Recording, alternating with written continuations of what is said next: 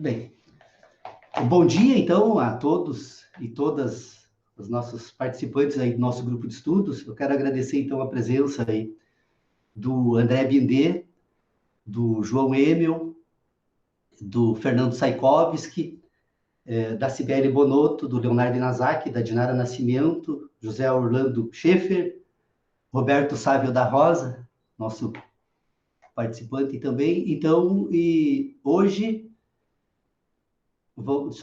Isso. E hoje, então, conforme nós havíamos combinado durante a semana, eu vou examinar as relações entre verdades, certezas e crenças na linguagem oral e escrita, que é a pauta, então, que nós estávamos examinando há praticamente um mês atrás. Nós paramos com essa discussão quando retomamos a discussão sobre linguagem e razão e linguagem, para tentar pôr em ordem, então, essas questões que dizem respeito à ordenação do sistema racional, que eu acredito que tenha sido tratado de forma satisfatória na reunião que nós fizemos, então, na última semana, que foi sobre matéria e forma no nosso sistema racional. Portanto, o objetivo do exame de hoje é voltar a uma pauta que nós já estávamos examinando há aproximadamente um mês ou 40 dias atrás.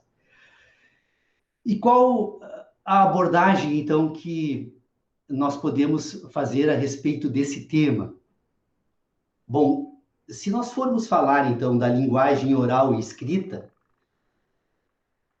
uma questão que precisa ser colocada em evidência, então, para que esse assunto ganhe ordem e que possa ser tratado de modo que a gente consiga entender do que estamos efetivamente tratando, nós precisamos, então, pôr em evidência essa questão das verdade, certeza e crença, para depois verificar como essas ideias se relacionam em um sistema de linguagem.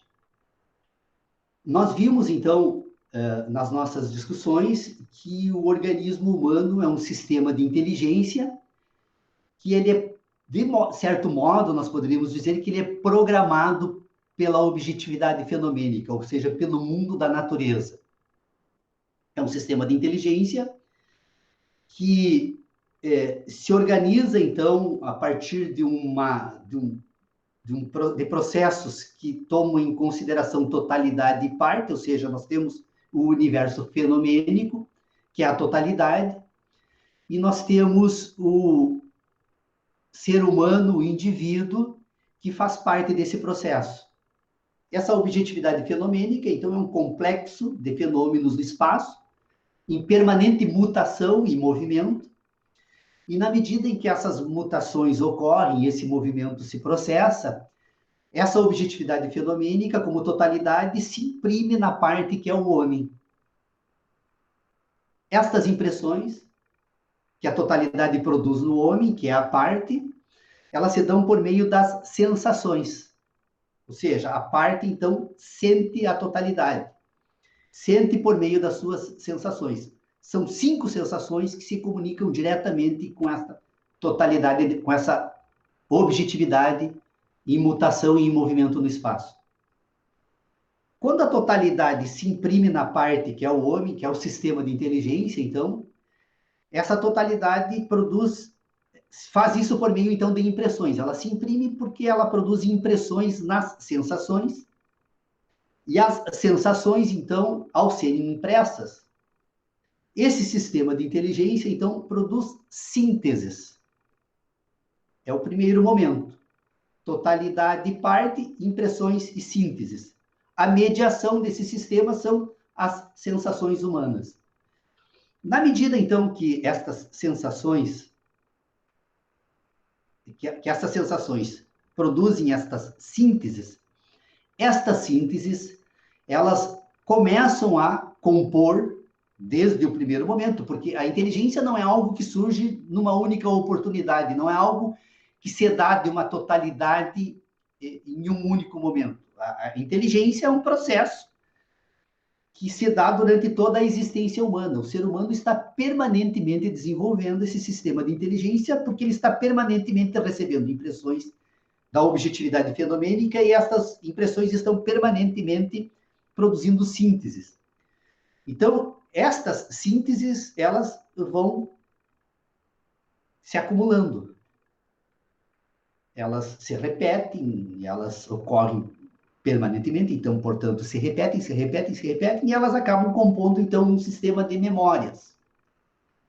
As sínteses das impressões, então, são as memórias que o organismo produz da objetividade fenomênica por meio das impressões, que são as sensações humanas. Então, os seres humanos têm memórias da natureza porque têm memórias das suas sensações.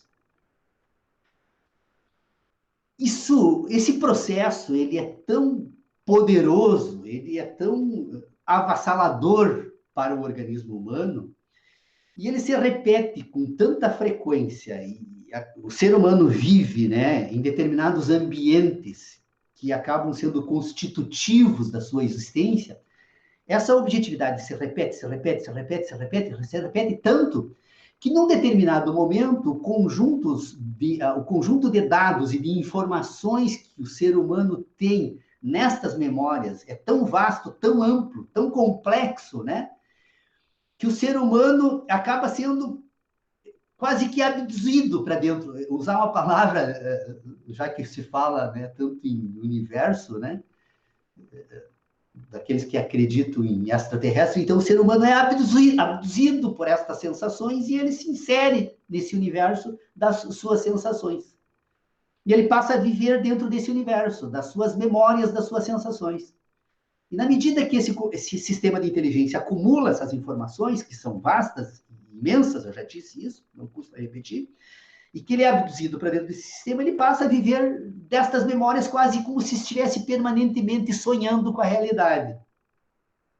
O indivíduo, então, ele tem memórias da objetividade fenomênica, que é um complexo do espaço em permanente mutação, e estas memórias, então, elas compõem um universo próprio desse indivíduo, e que, inserido nelas, ele passa a pensar sobre o mundo a partir das suas memórias e não mais a partir das suas sensações, das suas impressões. As sensações e as impressões agora elas estão no passado, como recordações, como apenas memórias. Isso, então, por que eu fiz essa introdução tratando desse assunto para levar adiante, então, a discussão agora do tema que foi eleito para a nossa reunião de hoje? Porque são essas memórias, é esse ambiente de inteligência que o indivíduo constrói para si e que vai compor aquilo, então, que é a parte mais importante, mais relevante, então, do sistema de inteligência humana, porque isso são as memórias, isso são as verdades que o indivíduo produz no curso da sua existência. O que são essas verdades, então? As memórias das sensações.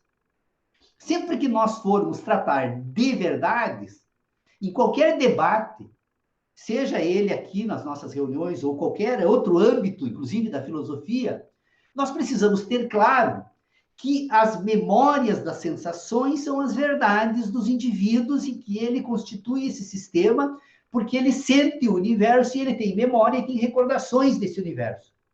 Então, há uma relação direta entre essas memórias e as sensações e as impressões que produziram essas sensações.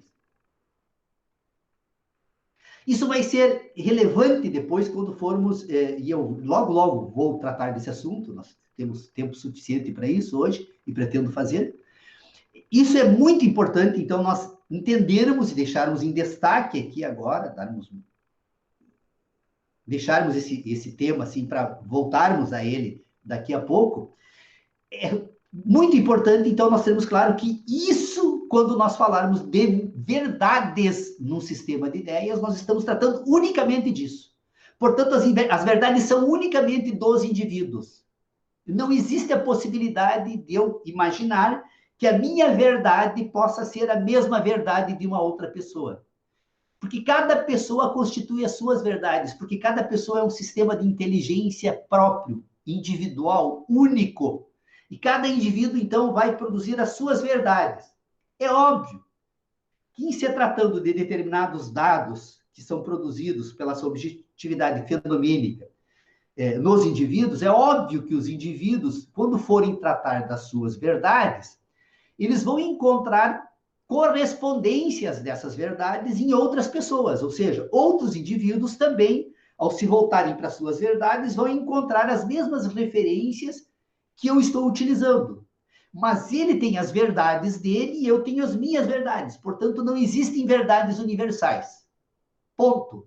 Categoricamente, não é possível se falar em verdades universais.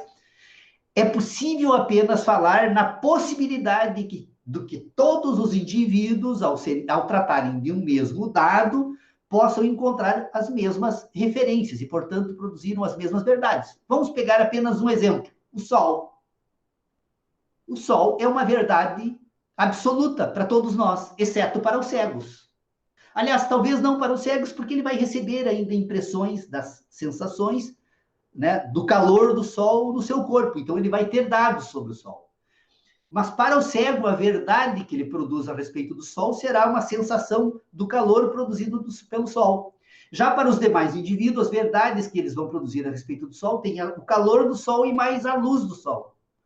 Portanto, vocês percebam como as verdades são individuais, cada indivíduo vai produzir uma verdade própria para si. Pois bem, quando nós formos, então, agora tratar deste assunto sob o ponto de vista da linguagem oral e escrita, nós vamos fazer uso, então, de um sistema de racionalidade que se apresenta, então, para a nossa inteligência como algo que possui uma matéria e possui uma forma. Por exemplo, quando eu falei aqui, né, da verdade do Sol, eu utilizei de uma expressão fonética que foi perfeitamente identificada entre todos nós, porque temos uma identidade linguística.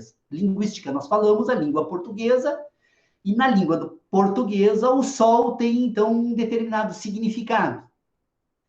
E o Sol que eu falo enquanto o Sol da minha verdade, e o Sol da verdade de todos os demais que estão participando, então, dessa nossa discussão, essa expressão fonética Sol, ela tem um modo, então, de ser ordenada. Primeiro, ela tem, então, essa representação fonética, que é o Sol. Todos nós estamos ouvindo a expressão fonética Sol.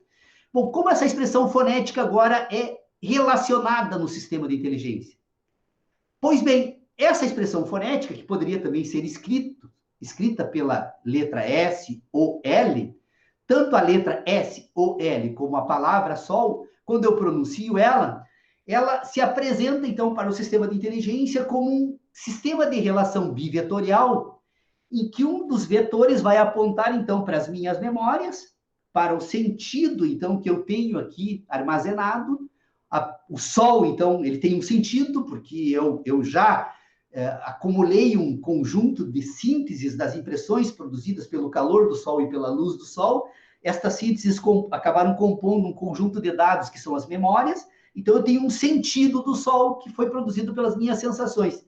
Este sentido da palavra Sol, agora, então, eu associo à sensação que produziu este sentido, que é o calor que a minha pele, então, identificou ao receber os raios do Sol, e é a impressão luminosa. Então, vocês percebam, é uma relação que se dá com as minhas sensações e com os meus sentidos.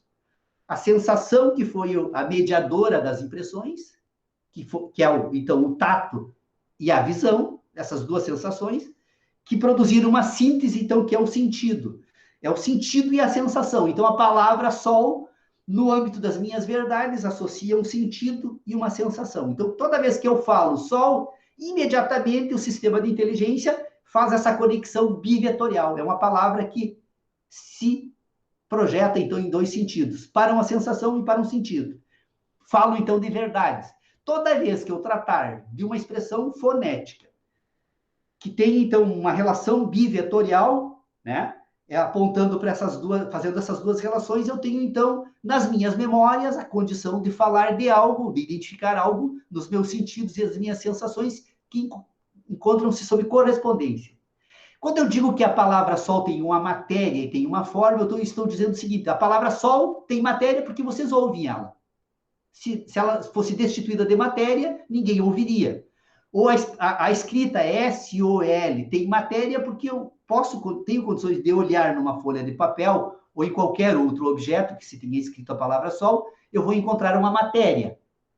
Então, essa é a matéria da palavra sol, é o signo linguístico escrito ou a expressão fonética, que é um signo linguístico, então, falado. E qual é a forma da palavra sol? A forma dela é a associação que ela faz entre um sentido e uma sensação, entre uma memória e uma sensação. A forma é sempre relacional. Sempre que nós falarmos de forma, de algo, nós estamos falando das relações que se produzem a partir de algo. Então, da palavra sol, eu tenho uma relação entre uma sensação, entre um sentido, né, uma memória, uma síntese de uma sensação, uma síntese, uma memória de uma impressão, e eu tenho a sensação que produziu essa memória.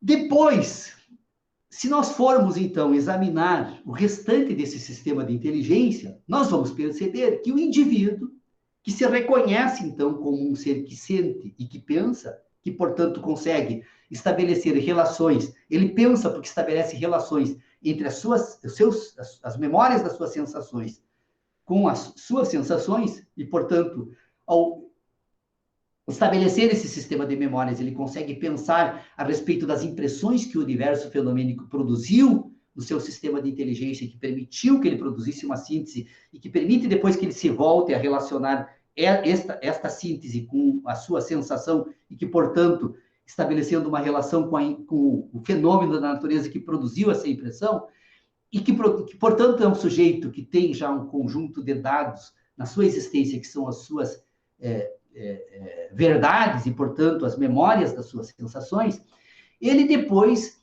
quando esse processo, que eu vou chamar aqui, simplificando, eu até vou encontrar uma expressão melhor para utilizar no futuro, né? Mas como eu acredito que essa expressão possa ajudar como... Então, depois que o ser humano é abduzido, ou seja, que ele se insere nesse ambiente, então, das suas memórias e das suas sensações, e que ele agora passa a viver, né, a estabelecer, então, um sistema de racionalidade que é praticamente como se ele se produzisse novamente, é um outro indivíduo agora que pensa e que sente a partir dos seus pensamentos e das suas sensações, dentro desse universo.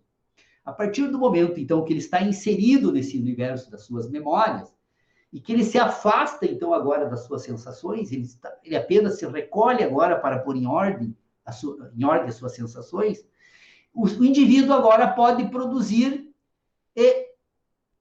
um outro modo de organização do sistema de inteligência, que é agora um conjunto de novas memórias que não são mais memórias das sensações, das impressões e das sensações, mas agora fazendo uso dessas memórias, estabelecendo relações entre essas memórias e outras linguagens, produzir outras sínteses que vão ser produzidas unicamente, então, a partir das suas próprias memórias.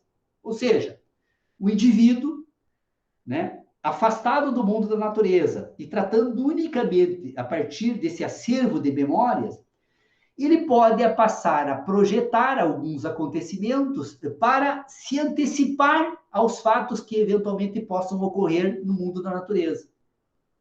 Então, o indivíduo com memória do Sol e com memórias dos movimentos que o Sol produz a partir das rotações que a Terra estabelece em torno do próprio eixo, e também da própria translação, né, que o Sol faz, então, que a Terra faz em torno do Sol, esse indivíduo pode acumular um conjunto de dados a respeito, então, destes dados, desses fenômenos do mundo da natureza, e ele pode produzir agora uma ciência a respeito das suas verdades, daquilo que ele acumulou, das suas memórias a respeito desse fato que diz respeito à existência, então, de um complexo de fenômenos que envolve as relações entre o Sol, a Terra, ele e as sensações que ele recebe. E na medida em que o indivíduo produz uma ciência, ele passa a fazer uso agora de um novo conjunto de dados, de um novo conjunto de informações, por meio da linguagem oral e escrita, que vai produzir agora não mais relações entre síntese de sensações e sensações, ou seja, das suas memórias, mas agora um conjunto de expectativa que ele vai construir a partir do mundo sobre o mundo da natureza, a partir dos dados que ele tem das suas memórias. Então, a ciência é um conjunto de expectativas, ou seja, como o Sol nasce todos os dias, ou durante o ano em determinados horários, e se põe em determinados horários, e isso se repete no transcurso de anos e anos e anos e anos, isso autoriza a qualquer pessoa, então, desenvolver um conjunto de ideias a respeito dos movimentos do Sol e da Terra e do universo, que vai se constituir numa ciência a respeito da natureza que trate desses fenômenos que envolvem, então, esses comportamentos dos astros. E esta linguagem que vai ser utilizada para isso, ela vai fazer uso, então, agora de um novo sistema vetorial. Então, quando eu falo da ciência do movimento solar, eu tenho, então, uma palavra que tem matéria, então eu estou dizendo, é uma palavra complexa, é praticamente uma frase, ciência dos movimentos do Sol, né? Então, quando eu utilizo essa expressão linguística, ela tem matéria, porque ela tem um conjunto de dados fonéticos e pode ter também um conjunto de dados escritos. Esta expressão, então, vai estar relacionada a um conjunto de memórias que dizem respeito a essas experiências, essas verdades do indivíduo em relação ao mundo da natureza. Então, um dos vetores da forma, então, desta matéria, ela aponta para esta sensação, e o outro vetor agora vai constituir uma nova síntese. Essa nova síntese, então, agora é uma nova memória que o organismo vai produzir, que não está mais associada a uma sensação, mas uma expectativa produzida a partir da sensação. Então, toda a ciência do movimento dos astros da natureza, ela passa a ser um conjunto de expectativas produzidas a partir de expressões linguísticas que têm um sentido, que é buscado, então, nestas impressões que o organismo humano acumula no conjunto, na sua existência, né, nas suas experiências. Então, esses sentidos são essas memórias. Então, a ciência do movimento solar, que é uma expressão, então, ela busca, então, esses dados dos sentidos e agora ela produz uma nova síntese. Essa síntese é a expectativa. Então, eu posso estabelecer diferentes sínteses. Eu posso produzir novas expressões fonéticas que dizem o seguinte, que a todo o movimento da Terra em torno do próprio eixo, necessariamente vai corresponder num período de 12 horas a um período, então, da noite e um outro período do dia. Isso é uma expectativa. Essa expectativa é uma crença. Por que é uma crença? Porque a Terra se move a cada 12 horas, então a metade desse movimento se dá em 12 horas, né, que se completa depois nas outras 12 horas. É uma crença que eu tenho porque até hoje, até aqui, o comportamento da Terra sempre foi esse. E isso me autoriza a pensar que esses fatos se repetirão. Então, mas nada impede que um fenômeno extraordinário em curso no universo, do qual ainda não tenhamos experiência alguma e, portanto, não temos informações e, portanto, não temos também verdades, venha a ocorrer e esse ciclo possa ser alterado. Que o dia possa passar a durar 26 horas ou possa passar a durar 20 horas, isso ninguém pode assegurar que um dia isso não possa ocorrer. Obviamente, a hipótese absurda que eu estou levantando aqui é apenas para demonstrar que quando eu produzo agora um novo sistema de inteligência que faz uso desse conjunto de memórias para produzir expectativas a respeito de fatos que vão encontrar correspondência no mundo da natureza, eu estou tratando agora de uma outra parte do sistema de inteligência que não são as verdades humanas, mas que são as crenças humanas. Essa é a razão pela qual a palavra, ela, na medida em que o indivíduo se insere para esse ambiente das suas memórias, que, como eu disse, é quase como se ele estivesse sonhando, né? a respeito do mundo em que ele vive, quando ele se volta para esse ambiente das suas memórias e passa a estabelecer essas relações entre esses sentidos, porque essas memórias são os sentidos humanos. Quando ele começa a estabelecer relações entre esses sentidos e fazendo uso das expressões linguísticas orais ou escritas, ou podem ter outras representações, é óbvio, mas então, para ficar apenas dessas duas, quando se faz uso dessas representações da linguagem, o indivíduo, então, pode constituir um conjunto de crenças que podem estar, então, associadas aos fatos que, efetivamente, ele pode buscar nas suas sensações e os sentidos produzidos por essas sensações no seu ambiente de inteligência, como ele pode construir um sistema de ideias e de memórias, fazendo, obviamente, o uso desses sentidos para construir os modelos de ordenação, que não tenha absolutamente nenhuma correspondência com o mundo da natureza. Por exemplo, os terraplanistas. Nós temos 7% das pessoas, aqui no Brasil, há uma pesquisa que foi feita, pelo menos apontando isso, 7 pessoas aqui no Brasil, que hoje acreditam que a Terra é plana. O que nós temos aqui agora? É uma afetação do sistema de crenças que acabou se afastando totalmente, né, das impressões e das sínteses das impressões, que são as memórias acumuladas por praticamente por todos os universos, os indivíduos desse universo, que foram buscar informações a partir de telescópios, a partir de informações com estações espaciais, foguetes, tantos equipamentos que já são utilizados para isso. Essas pessoas desprezam completamente isso e preferem viver unicamente a partir desse sistema, então, de inteligência ordenado unicamente a partir de crenças que passam a dispensar agora as relações entre o sentido e a sensação. Então, a diferença entre a verdade é que a verdade ela tem uma relação direta entre a sensação e a memória da sensação, a impressão, a síntese da sensação, que foi produzida pela impressão do fenômeno da natureza. Então, essa é a verdade. Os indivíduos, então, que viram, que olfataram, que apalparam, que degustaram, que ouviram algo, eles produziram memória, são verdades, portanto, são deles, dos seus indivíduos, e ele passa agora a se orientar, abduzido para esse universo de sonho, de inteligência, que são as memórias, ele passa a produzir agora um novo sistema de inteligência que não se comunica mais com as suas sensações, que não se comunica mais com essas relações entre as sensações e as memórias das sensações e os fenômenos produzidos pela natureza e passa a viver, então, a partir unicamente de crenças.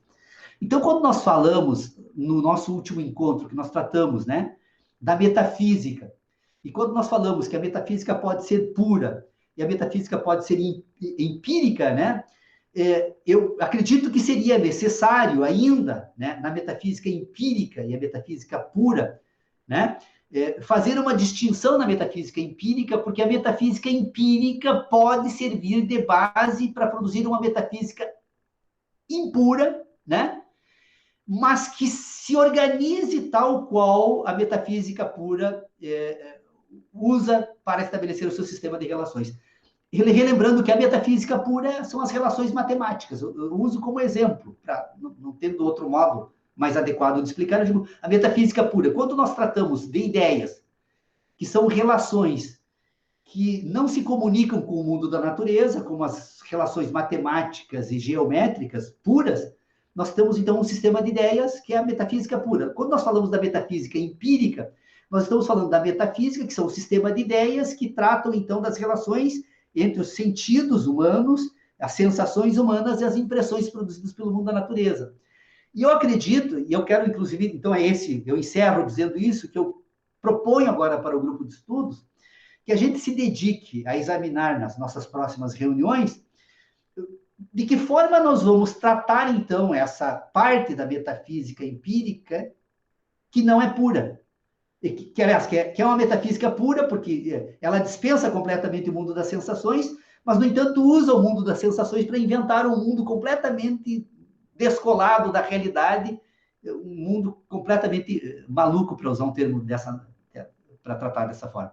Então, eu não sei se eu consegui explicar claramente assim, o objetivo, né, dessa minha tentativa de exposição aqui a respeito desse tema, Mas o que eu gostaria, então, de deixar, então, como provocação, é nós trazermos para nossas próximas reuniões este exame, esta parte, então, do sistema de crenças humanas, porque a ciência da natureza é uma crença. Toda vez que eu falo, tenho uma expectativa a respeito do mundo da natureza, por mais rigorosa que seja a ciência, é uma crença que eu estabeleço em relação ao mundo da natureza. Mas tem uma outra espécie de crença que está completamente descolada disso, que não tem comunicação com o mundo da natureza, é uma invenção humana. Por exemplo, o terraplanismo. É impossível nós tratarmos, por exemplo, o terraplanismo dentro da metafísica empírica, porque não tem dados no mundo das sensações para tratar desse assunto. Então, o desafio acho que é esse. Eu estou encantado com essa ideia. Talvez eu não tenha tido assim muito êxito em ser absolutamente claro ao tratar desse assunto, é porque realmente é um assunto que, para mim, embora já há 14 anos tratando desses temas, para mim ele se apresenta com características novas e que eu trago como um desafio, então, para enfrentarmos nas nossas próximas reuniões. Portanto, meus amigos, obrigado por terem me ouvido, espero não ter sido enfadonho, e vamos iniciar, então, o momento das nossas discussões.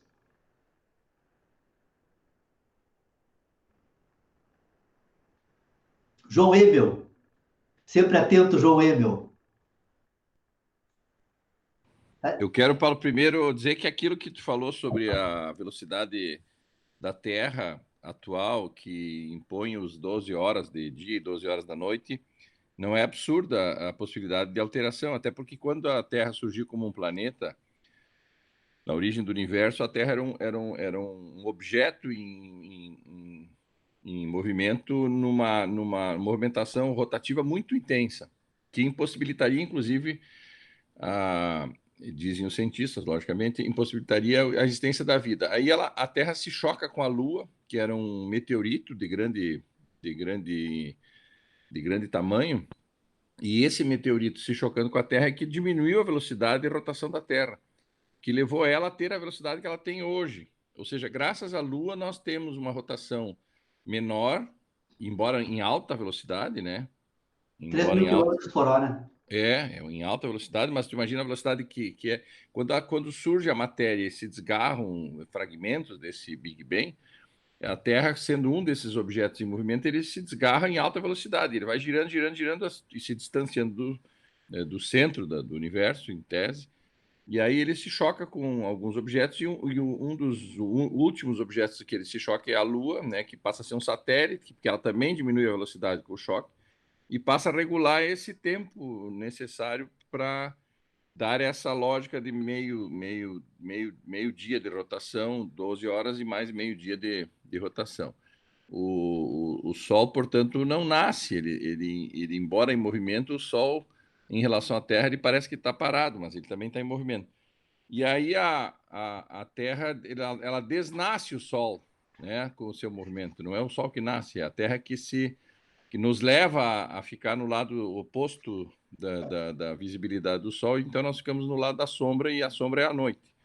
Então, isso que tu fala que é possível um novo meteorito se chocar com a Terra e diminuir essa velocidade ou aumentar essa velocidade, é possível, até porque já aconteceu, né? Portanto, é uma crença que nós temos, a ciência, né, a respeito desses temas. Hoje, Paulo, hoje de manhã, antes de começar, antes de abrir aqui o espaço, eu liguei, eu tenho um programa na Rádio Gaúcha de manhã, que é um bate-papo, que eles ficam lá trocando ideia, e eles ouviram um budista, que era um físico, e se tornou um budista. E ele traçou, eu parecia que eu estava te ouvindo quando ele começou a falar sobre as sensações da natureza, e com o passar do tempo as sensações mudam, né? As sensações imprimem novas marcas, novas sínteses no corpo humano, e o corpo humano passa a ter a ideia do mundo através das suas sensações e não mais do que é o mundo. Tanto que a ciência evolui com o passar do tempo, e as pessoas, aquilo que era exato passa a não ser tão exato. Por quê? Porque há uma evolução nessas sensações que são endógenas. Só fazendo um recorte aí, ó, João, é porque tu acessa memórias que tu não havia acessado ainda. Isso, e daí ele disse assim, olha, e aí eles estavam falando de paz interior e tal, dizendo, olha, quando tu volta para o interior é quando tu começa a dominar essas tuas sensações internas, né? Então, que o budista faz isso, que ele se volta para o seu interior. E ele passou a estudar física quântica para tentar entender, porque a física tradicional não dava a ele algumas explicações, e a física quântica trouxe para ele algumas explicações. Ele não entrou em detalhes sobre física quântica, logicamente, nesse programa, porque ninguém entende esse conteúdo da matéria, né, esse conteúdo das informações, mas ele faz uma analogia muito exata, muito parecida com essa que tu fez hoje. E eu fiquei pensando, tu vê que até dentro dessas crenças, né, existem alguns que trabalham essa questão das impressões, das sínteses, né, e das memórias, e essas memórias passam a pensar essas sensações de forma diferente através das suas próprias memórias, que é o mundo individual de cada um. E ele passa a ter as verdades. E ele diz que no momento do sonho, né, no momento que tu está dormindo, as verdades são mais verdadeiras, assim, os pensamentos são mais verdadeiros. E tem memórias que tu não consegue acessar. Eu te garanto isso. É o trauma. Não da forma que tu te encontra. Precisa haver uma modificação até enquanto tu como sujeito para repensar e ter acesso a essas memórias. Tu pode ter noção do que elas significam, compreensão do que elas significam, mas tu não consegue verbalizar essas memórias. Essa possibilidade é bem real. Uhum. Paulo, retomando ali, quando tu falou da necessidade dos sentidos, só afirmando, concordamos, né? Verdade individual, crença coletiva, certeza universal. Perfeito. Mas ali, quando tu falou dos sentidos, do cego, tá? Eu queria que tu retomasse esse pontinho. Talvez eu não peguei bem. A necessidade dos sentidos, inteligência, vai embora.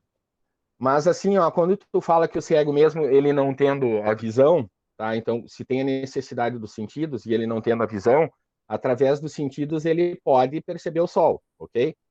Tu explicou isso. Mas tu também pode criar uma falsa ideia de sol. Tu pode criar uma temperatura tanto da mesma intensidade do sol, uma luminosidade da mesma condição do sol. Para esse cego, então, ele vai ter uma coisa que não é real naquele momento. Perfeito. Né? Então, como é que... Porque aí viria o cético e encher o saco dessa coisa, porque eu concordo com a tua teoria da verdade, certeza, né? Então ela tem que estar fechada nesse sentido. Então, como é que a gente sai disso? É como a mágica, né, Leonardo? Se nós fôssemos introduzir aqui nessa questão, por exemplo, os truques de mágica, eu sempre digo assim, jamais acredite naquilo que você vê. A visão hoje é a sensação que mais nos engana, e com a tecnologia que está sendo produzida hoje, a visão é um dado que nós vamos ter que passar a tratar com muito repensar. cuidado. Quer dizer, o fato do cego ser enganado, né, não seria muito diferente de alguém que tivesse, por exemplo, dentro de uma caixa e que alguém colocasse uma luz muito forte e que ele não tivesse condições de dizer que era o sol ou que era uma lanterna, né, ou uma lâmpada. Isso aí não tem. Essas certezas, por isso que jamais é possível falar de certezas. Então nós poderíamos reduzir isso ao mesmo contexto que tu coloca, que mesmo sendo uma realidade produzida, falsa, né? Ela não existe, porque ele não tem todos os sentidos para ele, mesmo assim ele passa a criar uma verdade a partir daquela sensação falsa que foi produzida nele. Perfeito. Então chegamos, tá? Concordamos. O ritual, por exemplo, por que certas instituições... Por isso que a verdade individual, né? Porque mesmo a partir disso, mesmo de uma construção hipotética que não seja real, que não seja o sol, a sensação do sol, do calor do sol e tal, tu passa a construir aquela verdade a partir daquela sensação. Perfeito, tá? É complicado. Eu só gostaria de dizer... Não. Eu para mim, agora, que na hora que tu falou, eu fiquei... mandei tal, agora a gente falando... Está resolvida a questão para mim. O ritual. Eu só quero introduzir a ideia de ritual. Por que o ritual tem certas instituições que são milenares, né? Por que algumas religiões, por exemplo, a Igreja Católica hoje está perdendo, praticamente desaparecendo? Porque ela abriu mão dos rituais. O ritual é um processo de educação. Você não associa mais o comportamento humano. Porque quando você produz um sistema de inteligência que serve para a ação humana, ela está associada, então, a um sistema de sensações, memórias, e depois você ordena ações. Assim como você tem a linguagem, você tem as ações humanas. Você tem vários âmbitos de aplicação desse sistema de inteligência. não usa até o sistema de inteligência unicamente para falar e para pensar, você usa também para agir. Então, o ritual ele tem essa função, você repete o ritual, associa o ritual a um comportamento, e a pessoa depois, num determinado momento, ela dispensa a investigação a respeito do ritual, ela de posse de uma informação ritualística, imediatamente ela produz uma ação. A inteligência humana, ela não é um processo, não é algo que tu possa programar como você faz com o software de um computador, que você introduz uma determinada informação ou um dado elétrico, no caso do computador, e tu obtém imediatamente o resultado. O ser humano não, ele tem um sistema, tem uma lógica de funcionamento. O que eu estou tentando examinar aqui, nesses nossos debates, pelo menos, é tentar entender essa lógica. Agora, como ele vai efetivamente funcionar, bom, dependeria de tanta informação, porque como o organismo humano é um sistema de inteligência tão complexo, né, que permite, inclusive, que a gente exista e se reproduza, né, é óbvio que seria arrogância nossa tentar falar sobre isso aqui, resolver esses problemas. Não é isso. Eu acho que o nosso esforço aqui tem que ser unicamente para tentar entender como esses processos ocorrem. Por exemplo, quando eu falo que a natureza fenomênica se imprime no organismo, eu acho que ninguém discorda aqui, né? Que estas impressões, então, se dão por meio das sensações, também eu acho que ninguém discorda. Que estas sensações constituem memórias, me parece que ninguém discorda também. Que essas memórias, então, elas precisam ser colocadas em ordem, também me parece que ninguém discorda. Como colocar essas sensações em ordem? Então, agora nós estamos tratando da linguagem. Qual é a linguagem? Oral e escrita. De que forma nós colocamos essa linguagem nesse debate? Bom, primeiro, a linguagem tem uma matéria e tem uma forma. A matéria da linguagem é o quê? É o som ou a escrita. E a forma da linguagem é a associação. Agora a gente volta para um ambiente já lamacento, né? Usaríamos esse termo, movediço, porque nós não vamos encontrar entre todos nós as mesmas sensações para estabelecer relações. Como nós não encontramos as mesmas sensações para estabelecer relações, nós temos que tomar muito mais cuidado quando fazemos isso. Mas nós precisamos entender que, quando eu tenho esse conjunto de memórias, que são as impressões que produziram sínteses, impressões do universo que produziram sínteses, que são memórias, então agora essas memórias precisam ser colocadas em ordem. Eu tenho, então, a linguagem como uma mediadora dessa ordem para produzir uma racionalidade. Por que eu preciso da racionalidade? Porque essas memórias agora precisam ser compartilhadas por meio da linguagem com outros indivíduos. Eu sou um ser social. Eu tenho, no mínimo, a minha família. Ninguém nasce do nada. Ou seja, então você tem um agrupamento social que, originariamente, você estabelece as primeiras relações e que depois se projeta para o âmbito da sociedade humana. Então, eu preciso produzir uma linguagem que consiga pôr em ordem um conjunto de dados dessas sensações para tratar do mundo da natureza e das minhas ações. O problema é que algumas pessoas, nesse processo, enlouquecem.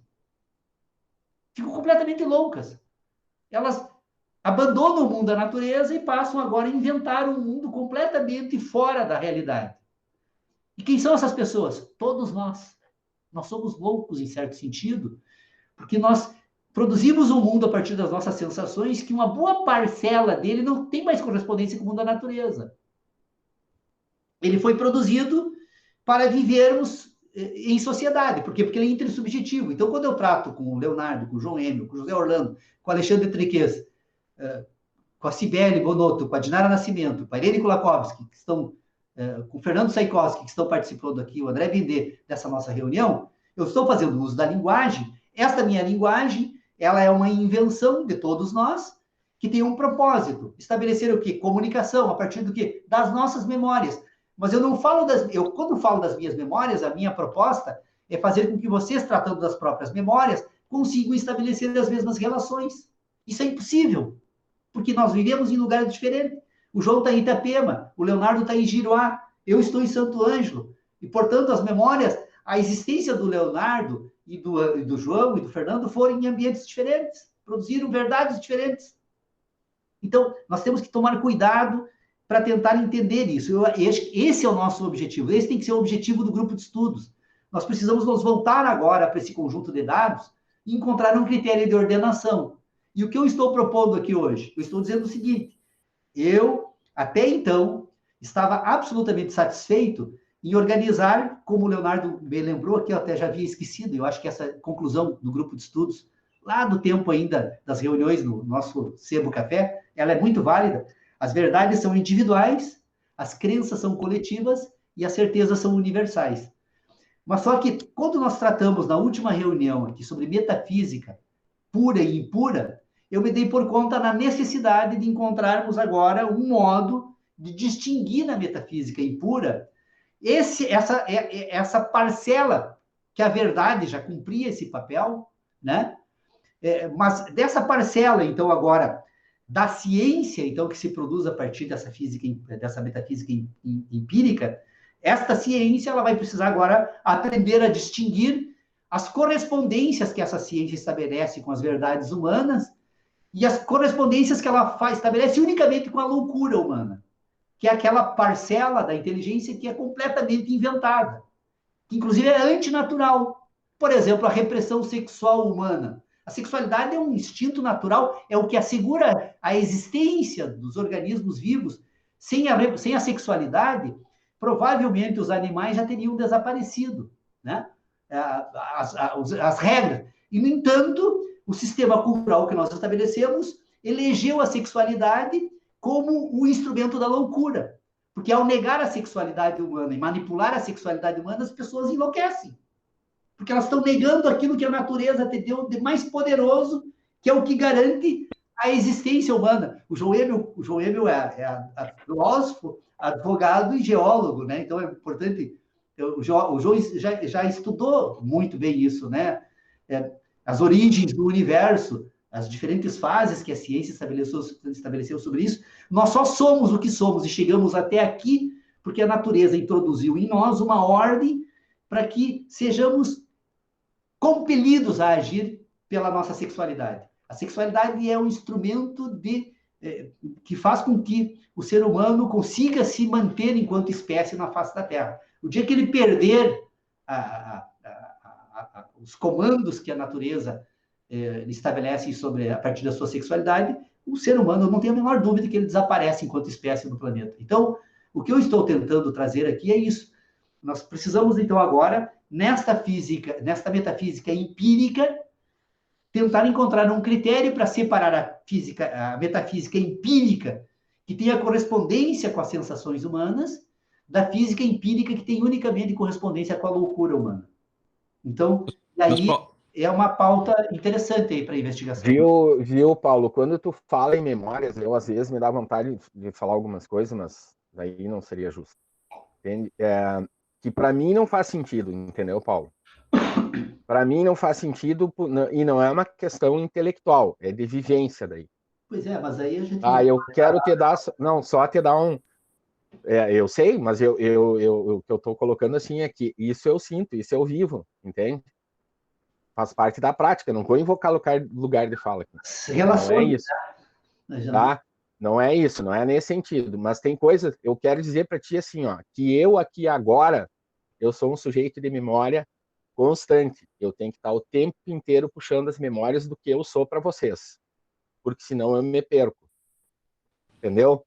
Eu tenho que estar produzindo as memórias, eu sou um sujeito de memória o tempo inteiro para mim não me dissociar. Então, quando eu estou eu tenho que estar acessando essas memórias do que sou eu, do que eu construí para mim. Estou fora do contexto? Ok, estou fora do contexto. Né? Não dá para generalizar conceito. Quer dizer, o conceito tem que ser generalizado para atingir o maior número possível.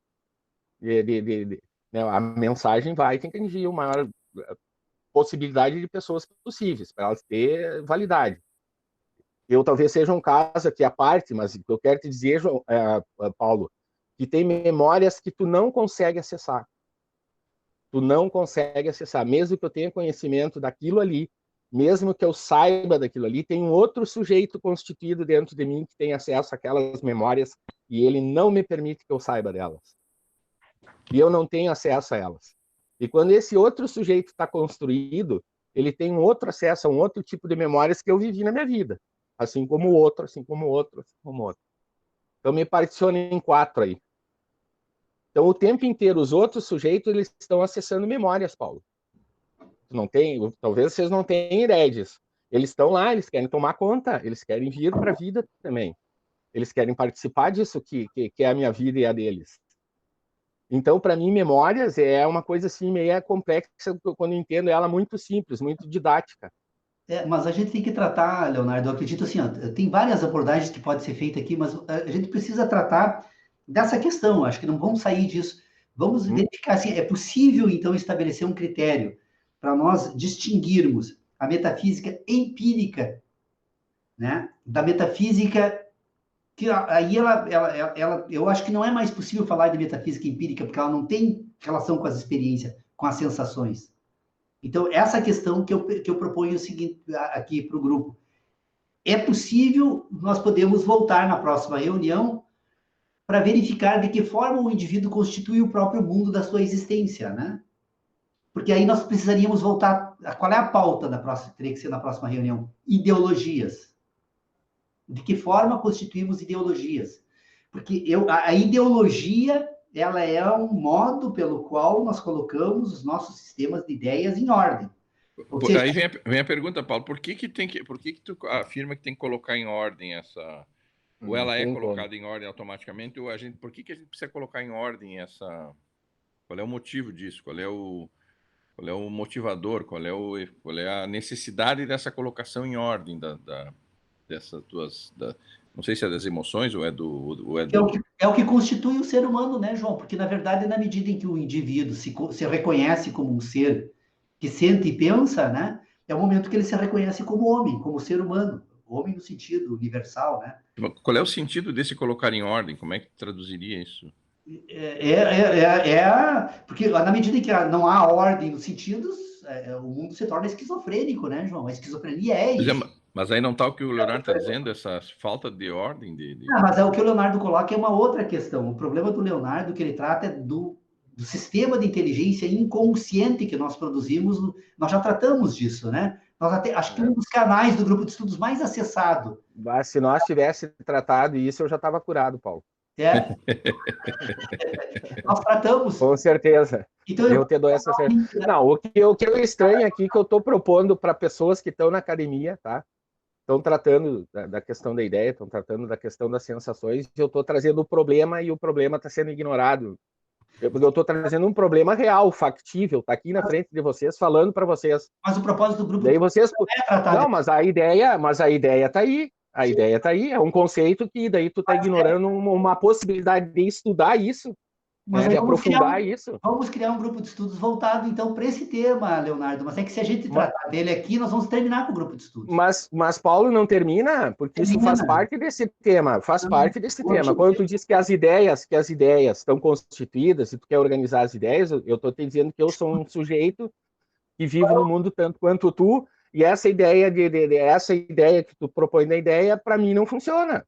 Estrutura formal da inteligência humana. Para mim, não funciona. Mas então é uma ciência que alguém chama eu lá para dizer, mas e como é que funciona isso? Não funciona, é uma teoria só. Pois é, Leonardo. Então, a possibilidade de tu aprofundar ela a partir de uma experiência, mas como negar isso? É uma liberdade científica, Paulo, que ele está propondo. Como tu vai negar isso? Eu já me propus a conversar contigo sobre isso, até particularmente, que eu digo, cara, eu sou um prato cheio para tua teoria. Tu vai ter a possibilidade de conversar com um sintoma, que é para poucas pessoas que vão ter essa possibilidade na vida, de tu conversar realmente com o sintoma e verificar esse sintoma lá. Como é que ele ordena essas ideias, como é que ele ordena essas sensações, como é que ele reproduz a síntese das coisas. E será que o Leonardo é um caso... falando, tudo isso que tu tá falando, eu tenho. Tá dentro, tanto que eu disse que o que mais me chamou a atenção o tempo inteiro das tuas proposições foi essa. Eu acho que essa tua aqui, ela não é nem filosófica, ela é psicanalítica. Ela pode ir além e ajudar pessoas que têm o mesmo problema que eu tenho. Pode ser. Vamos criar eu já te falei isso. E tá dentro de tudo que tu propõe, Paulo, não tá É por isso que eu perguntei, Paulo, por que tem que colocar em ordem, como é que isso se dá, né, na prática, essa colocação em ordem das memórias ou das sensações? Ou por que da necessidade de colocar em ordem para viver em sociedade, para viver em paz? João, isso é espiritualidade, né? Na verdade, o que é espiritualidade? É dotar a razão de sentimentos. Quando você desenvolve a espiritualidade, você dota a tua razão de sentimentos. Quando Mas se razão... cada indivíduo, Paulo, é uma verdade, cada indivíduo vai ter cada indivíduo vai desenvolver uma ordem, né? Eu tenho 4 Diferente. verdades. Pois é, o Leonardo é um caso que É um nós... caso que ele desenvolve uma ordem 4 diferente. verdades, 4 verdades Ou diferentes. 4 ordens diferentes. Pois é. Mas eu acho que aqui é questão mais de método, né? Você É. não quer saber qual a verdade que tu vai construir, o que tu vai fazer. Exato. Mas daí tá dentro do que o Paulo coloca, né? Que eu acho que é bem colocado, tudo. Não, o Paulo está chegando tal. perto, Tá tudo é que ele ali. não percebeu Tá que ele tudo tá chegando ali. perto disso. Tá, tá tudo ali. Daí a natureza, a natureza estão chegando perto disso. Eu só estou tentando Mas, João, ver daí a qual natureza para isso, né? Qual é o a motivo? natureza Porque conspira a favor. Se nós descobrir o motivo, a gente vai chegar mais perto, assim. Por que o Paulo fala, não, depois que as impressões são colocadas no indivíduo, ele forma uma síntese, e daí nós precisamos colocar em ordem. Essa motivação, é importante saber qual é a lógica de colocar, né, essa ordem dessa... Mas eu acho que a ordem, mesmo sem, vamos dizer assim, eu não queria usar esse termo, mas sem saber, ou inconscientemente, tu coloca em ordem. Sim, entendeu?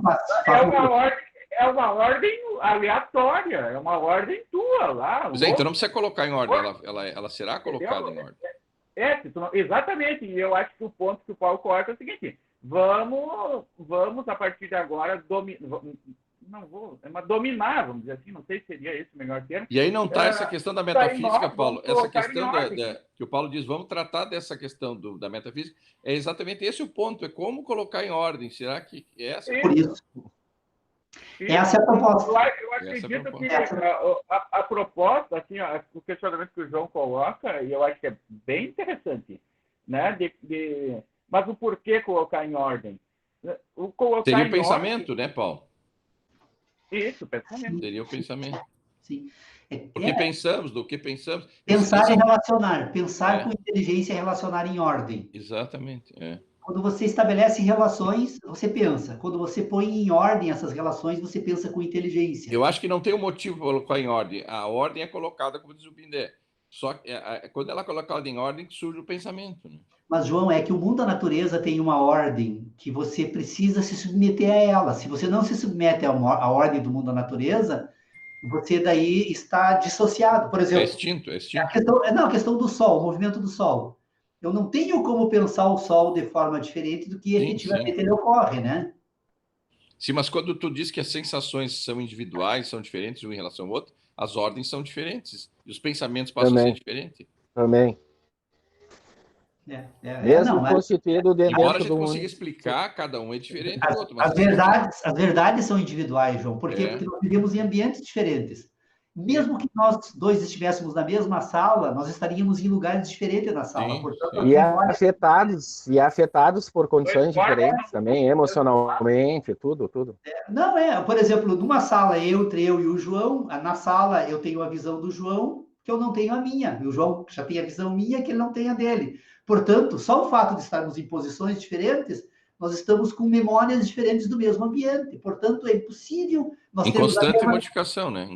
Aquela mesma sala produziu duas verdades diferentes. Sim. É a história do fato, que ele só acontece na medida do acontecido, a partir disso. Portanto, nós não pensamos igual, portanto, nós não colocamos em ordem de forma igual as coisas. Não colocamos de forma igual. Sim.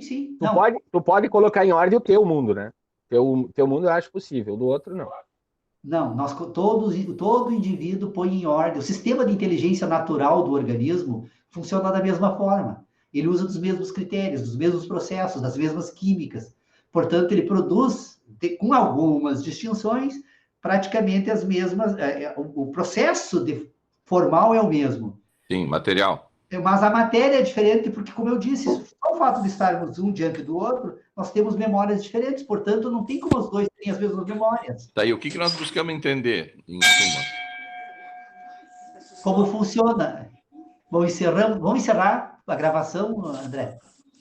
Aí continuamos a conversa. Não quero atrapalhar, mas nós tivemos problema de transmissão aqui no Face.